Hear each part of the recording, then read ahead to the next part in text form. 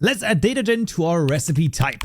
If you want to go deeper, the 26.x modding courses are linked down below. 30 plus hours covering complex block entities with fluid and energy handling, custom mobs, custom networking, and even custom biomes and dimensions. Everything you need for 26.x all in one place, linked down below in the description. Right, we found us back into once more, and in this tutorial we'll be adding Datagen to our custom recipe type over here, the crystallizer recipe that we've created last time, and we're gonna now be able to Datagen that. You'll find this is way more straightforward than you might think. We'll need one class, and then we're gonna basically use the mod recipe provider to create the recipes. Now, for this case, we're gonna go to our Datagen package, make a new package called recipe, and inside of there, we'll make the new Java class called the crystallizer recipe builder over here. There we go. This will implement the recipe builder. There we go. That's exactly right. And we're gonna implement the methods over here, quite a few of them, but that's gonna be totally fine. And then let's take a look. So I'm gonna copy over a couple of things, mainly right now the fields. So there are going to be 5 fields. Those are broadly speaking always the same for all of your different recipe builders, but let's just take a look. So you're going to have the recipe category. That's always going to be the case. Then you're going to have a result. This is your output. This is basically always going to be an item stack template. And then you have an ingredient, which is the input. So those are always going to be the same basically. We have a recipe unlock advancement builder as well as a group. Those are basically also just normal staples of the recipe builder. And that's basically where we go from. We will make a private constructor over here for the crystallizer recipe builder right here, and this is going to be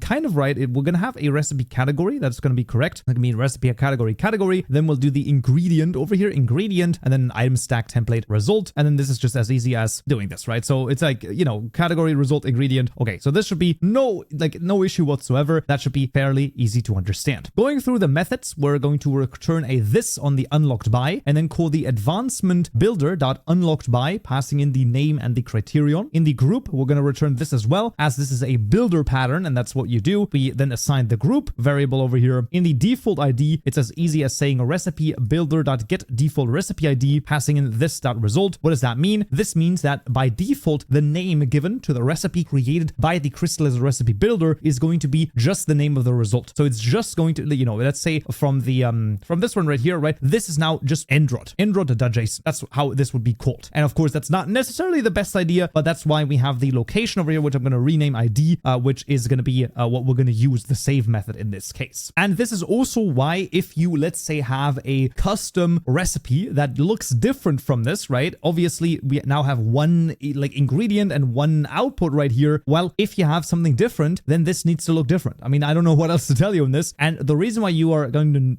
to notice this is because I have to make a crystallizer recipe over here. So in the save method at the very bottom, I have to make a recipe, a new crystallizer recipe over here, passing in this ingredient, passing in this result, and there we go. And because I have to do that, I basically have to have the all of the ingredients, so to speak, for the crystallizer recipe. I need to have those. Finally, we're going to call output.accept, passing in the ID, passing in the recipe, passing in this advancement builder. No, that's not quite right. This advancement builder over here .build, and then this is going to be output ID and this category. As always, of course, all of the code is available to you down below as well. And we're almost done. We now just want 2 helper methods, 2 static helper methods that are going to allow us to make this a little bit nicer. And those are going to be 2 public static crystallizer recipe builder. Over here, we're going to do this, the crystallizer recipe over here. That's going to be okay. And that's going to be the recipe category, ingredient, item stack. Not quite, because what I actually want in the final thing, I want to make the item stack template within this particular one. So we can do item like over here, which is going to be the item, and then an int count. And then we're just simply going to return a new crystallizer recipe builder, passing in the category, passing in the ingredient, and then passing in a new item stack template over here, passing in the item and the count. And then we can also duplicate this. This is going to be because this needs to be as an item. Oh, because it actually took the ingredient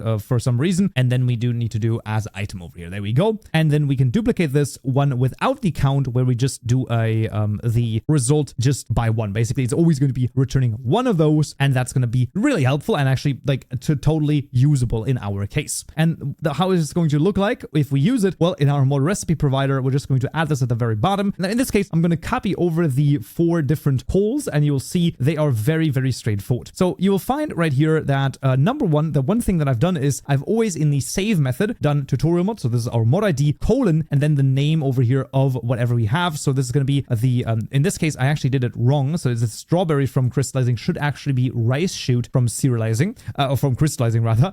And the idea is that you always add the from crystallizing right here. I highly recommend you do exactly that because that just makes it a little bit cleaner. We can of course also just do, you know, let's just make another one just to prove that everything works. Let's say redstone over here. Now what are we going to get from redstone? Mod items dot, let's see, do we have anything that might make sense? The Spectre staff. Sure, let's get the Bra music disc. Why not? I think that kind of makes sense, maybe a little bit, and not quite, but it's fine. Of course, changing the names right here and then changing the name over here to the Brawl music disc over here from crystallizing. Absolutely fantastic. And that is going to be that then. So this is very much the easy way. It's really not that complicated to then call it. Really just calling the crystallizer recipe method, getting all of this done, you know, using the unlock by the save, and that is pretty much all we need. For the purposes of this, I'm going to delete my data folder. Please note over here, if you have anything else in your data folder, in your manual data folder over here, don't just delete it. Of course, make sure. If not, you can just delete the 4 recipes that you have, you know, made right here. I'm going to delete the entire data folder. Don't even delete it. Just move it out of your project. I'm professional, you know, with professional equipment and all sorts of things like that. So that's why it's fine for me to delete it. I have backups upon backups, so no worries there at all. Yeah, those 5 cores will now run the Datagen on that. That is going to generate us the exact same JSON files right here under generated data tutorial mod recipe, and then we will find that we have bada bing bada boom. We have the end rod, the bar brawl, the crystallizing, and the crystallizing. So absolutely no worries. And now we can jump into the game and see if it crafts. And we're in Minecraft and you can see it already simply continues because, well, all of this stuff still works. Now we can also get ourselves, of course, some redstone right here. There we go. And if we put it in right here, you can see this now also works and it's going to generate us, boom, the 1 Barbara bit disk. You can see that it stops crafting because, well, wait a second, these only stack to 1. And you can see this has also stopped because 63 plus 3 is higher than 64. Thus, it can't actually insert anything into that anymore. So this also all works. That's custom recipe Datagen added as well to our block entity. So damn cool. And that's gonna be it for this tutorial right here. Thanks so much for watching and thanks for the support on Patreon and on YouTube. Don't forget, if you join as a Stonebricks member on YouTube, you can get up to 14 days of early access, including this video right here, well, and REI compatibility. Hope to see you there. So yeah.